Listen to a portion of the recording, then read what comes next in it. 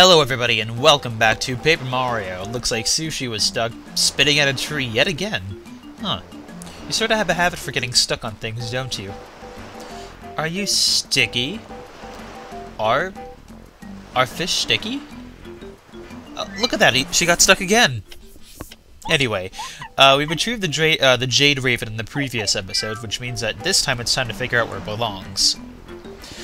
Now, I've decided, perhaps against my better judgment, to not give it to the archaeologist, but instead put it where I think it may belong.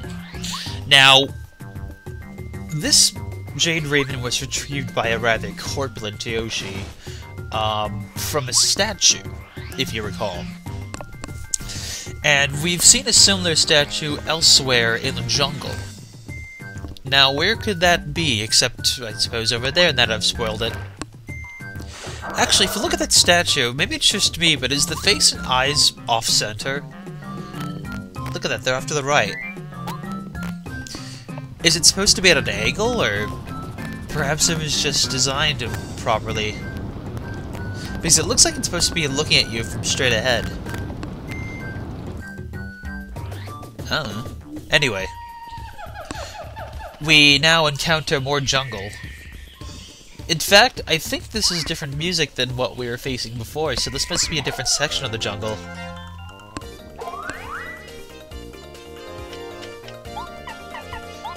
Now, how to take care of these ruffians? Oh, I said ruffians, didn't I? Right, there's one commenter. I don't know if he still watches me anymore, but I think as a result of watching the Animal Crossing Let's Play and this Let's Play, he refers to me as the hip ruffian. I wonder if he's still around. Or she, for that matter, actually. I shouldn't say he or she. If you're still watching, let me know if you happen to care. Anyway. These guys aren't really too bad to deal with. The fuzzy might be an issue, but it's not too terrible of an issue. Actually, no, he's not going to be an issue. So... see, I forgot that they can do that, so that becomes of an issue as well. And they spawn at full health, too, so that's just a pain. In fact, Sushi doesn't really stand a chance of getting rid of that guy unless she squirts him, and this is post-commentary, so I forgot what I actually did. She might have squirted him. No, she didn't. So, it's possible they might spawn a third, and then we're dealing with... Oh, hey. Now that, friends, is a lucky thing. Oh, jeez, is it me or does he aim right for the kneecap? He or she? I mean, I've heard of low blows, but the kneecap? That's just mean.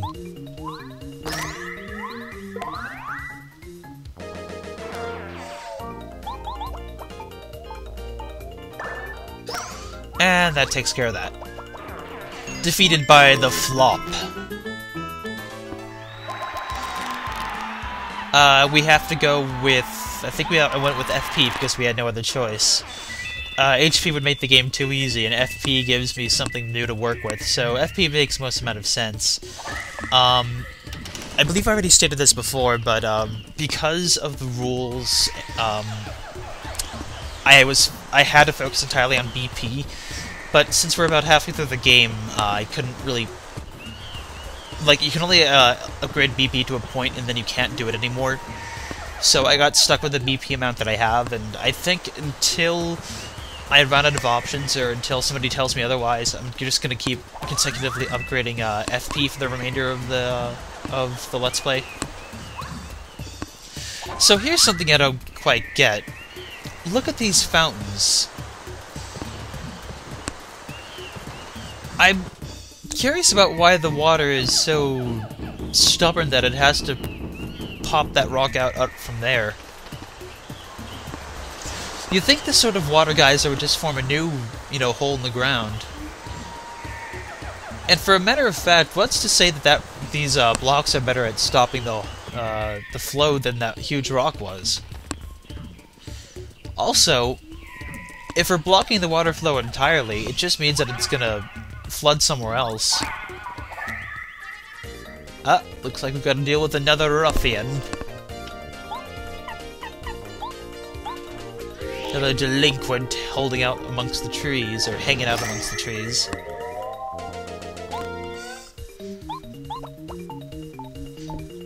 Swish!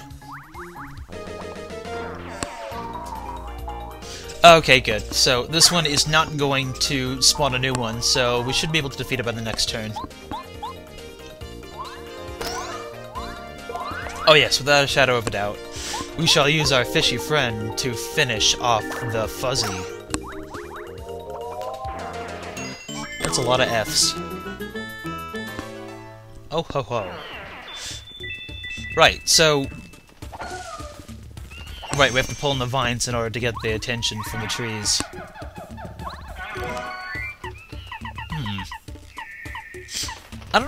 To be honest, I don't really know why I picked up all those coconuts at the beginning. I suppose earlier I thought there was some sort of point, or maybe you could sell them for some sort of profit or something, but...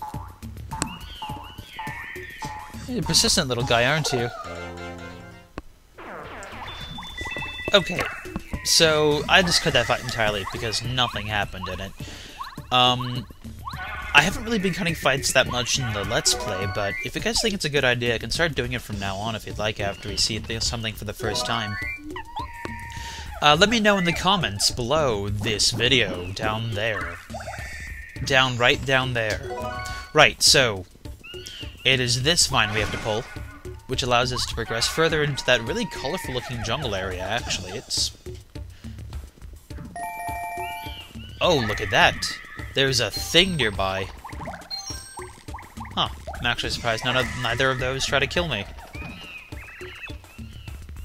Oh boy. It looks like there's evil afoot. Ah, look at that! There's 3 of them. Let's see if that works. It probably does, but let's... Ah, wait, no, they force you to fight. I was kinda hoping I could get the bomb in at the beginning. Ooh, you're a new creature. Okay, that is a Magikoopa. I believe as Gambario is about to tell us now. They're the healers, I think. Does that keep it clean? I suppose so, although I'd imagine the white robes are difficult to keep clean, especially in a jungle environment. Imagine even the slightest amount of, stuff added to them, or the slightest amount of, oh, jeez. You know, I'm glad somebody suggested the Feeling Fine badge at the beginning of the chapter, because it obviously seems to have come in great use. Now, there's a rule stating that I can't use the Starstorm power more than once per chapter, but there's no rule against Chill Out. So that's gonna be rather helpful for this battle, I have to say. Also, let's switch to sushi, because I like sushi. Oh yeah, see, now there's no problem at all.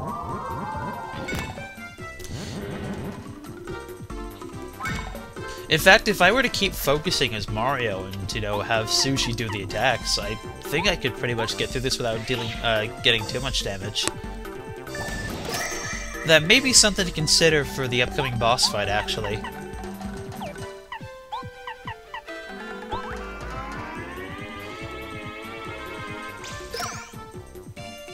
Yeah, look at that. That does 6 damage. I'm still not entirely sure why people don't seem to like Sushi that much. And, yep, there's the healing. So it can heal, but not that quickly. So I don't think we're in any immediate danger.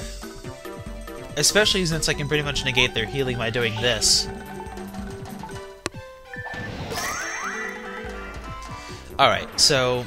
Obviously it goes without saying, but you're supposed to kill the medic first. Because... Oh! Because once you get rid of the medic, then they can't heal, so the battle can't infinitely go on forever. So if you want to save time, go for the medic. And I really like how these guys still can't do anything to me. Let's see. Also, it's rather important to refresh. It looks like I'm not going to do it now, but it is a useful thing to do.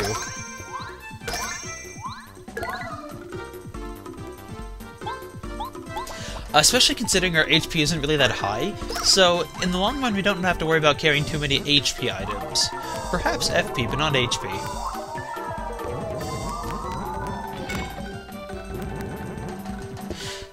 So yeah, at this point, they're not really a threat at all. It's really just a matter of time now. Okay, there's that refresh. And since we still have the water block on us, I don't think we're in any immediate danger of dying either. I'm not entirely sure how much damage it takes away, but... Okay, so it really only protects you against, you know, 1 HP. But that's still better than nothing.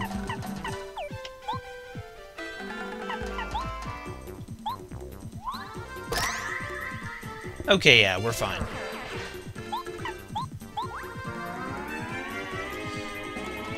Gee, she gets bigger than Mario when she does that. For that matter, where does all that water come from? Is it sort of like a Pokemon thing where they can just sort of... where water Pokemon can just summon water from wherever? Ooh, yes, we've reached the place.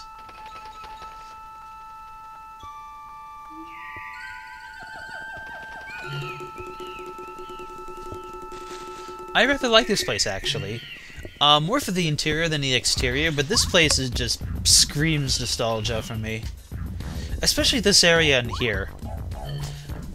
It actually reminds me of, the second level in, Kirby 64.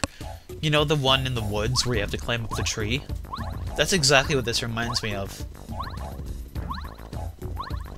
Back when I played this game back in, the year... I believe it was 2001 when it came out. This tree reminded... even back then, this tree reminded me of the Kirby 64 level. So it's kind of sort of surreal because even back in 2001, I was feeling nostalgic about previous games. Is that strange to feel nostalgic within a nostalgic environment about other nostalgias? Yeah, seriously, pick up the pace here. Falling behind.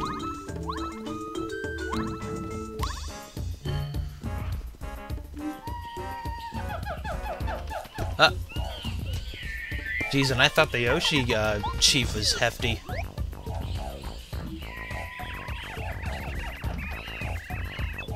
Yeah, no kidding. Doesn't he seem trustworthy? I suppose so. I would say adorable is the correct phrase to use. Ugh. Ah, we are welcomed. Okay, so this is not a terrible thing that we've come across.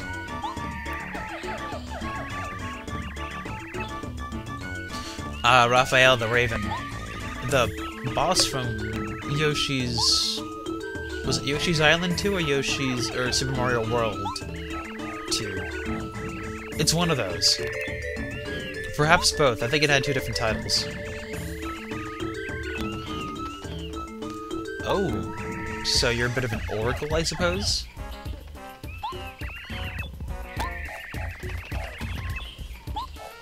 That volcano whoa!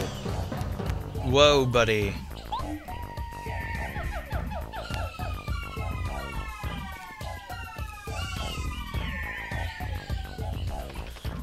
Okay, that might perhaps be the strangest course of evolution I've ever seen before. So they fly not with wings, but their own feet. The feet, mind you, which have toes on them, so they don't really have any sort of aerodynamic properties. So it's literally just they're not really kicking, more like moving their feet around and then they can fly.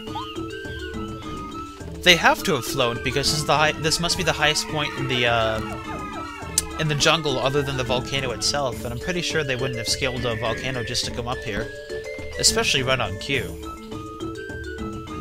Whee! You know, that was a huge leap of faith. Granted, that's like the third time in the game we've fallen from a great height, so...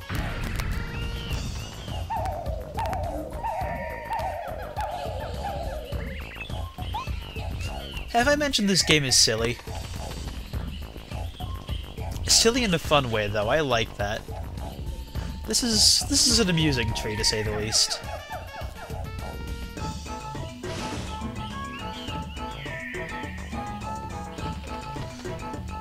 I sort of like how they don't actually walk with their feet, they just sort of, like, wiggle around or, like, shuffle.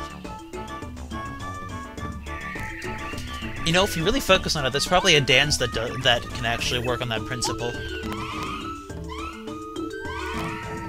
Oh, what's this? Ah, a little bit of hijinks and clumsiness. Just what I'd expect from the feet bird things. Oh, hey, you're here. I forgot you existed.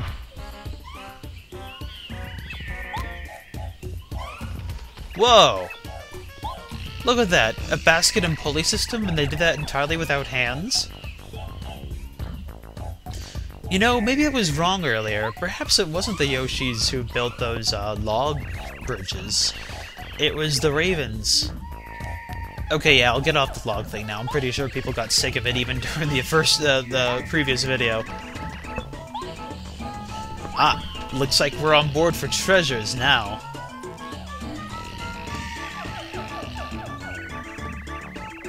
What a maverick! I'm sorry, but after the 2008 election, the word maverick is completely ruined for me. Okay, we got an Ultra Stone. This is important, actually. I'm gonna have to go into detail about this. Basically, the deal with the Ultra Stone is it lets you, upgrade your partners a second time.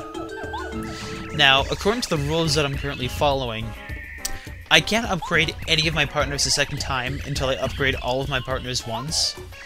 And the problem with that is, I haven't gotten the last partner in the game yet. So, unfortunately, I can't upgrade anybody until that last partner is found. So, even if I've run into Ultra Blocks at this point, I can't do anything about it yet. So, that's just one more challenge we'll have to deal with in the future. And thus, we have arrived at our destination at long last. I don't know about you guys, but I'm feeling rather pumped for this adventure. Well, I think we're all set to go, so let's hit it.